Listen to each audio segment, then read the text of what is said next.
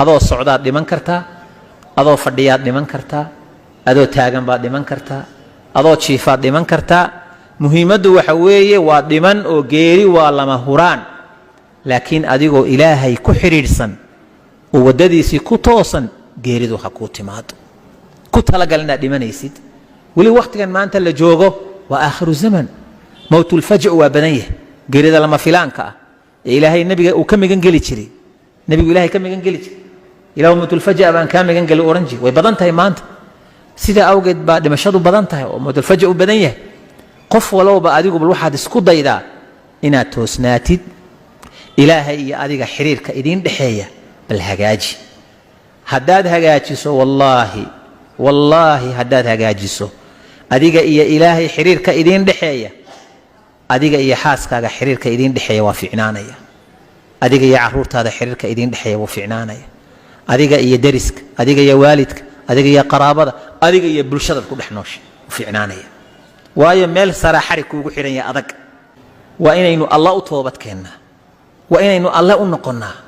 ilaahay markuu ku arko inaad adoon diyaar ah tahay oo isaga ku xiran oo toobad keenaya oo cabsanaya oo baqanaya markuu ku arko ilaahay waa ku tabantaabinaya waa ku toosinaya waa ku hagaajinaya markaas nabigu heer wuxuu sheegay qofka mu'minka ah ee toosnaa ee cibaadada iyo khayrka ku toosnaa geeridiisu markay soo dhawaato malag baa ilaahay samada uga soo diraa malagaasi maxaa amar lagu siinayaa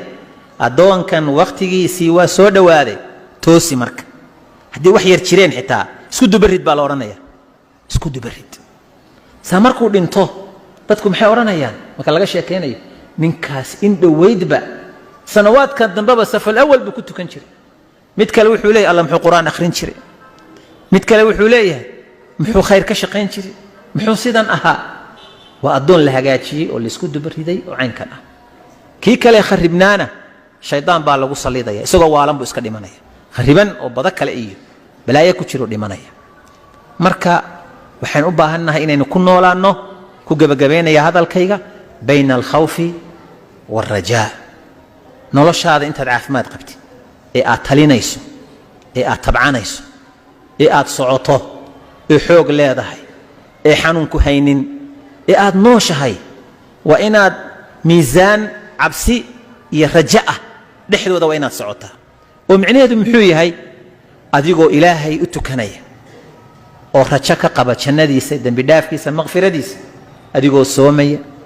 adigoo sunnihii tukanaya adigoo zakadii bixinaya adigoo sadaqadii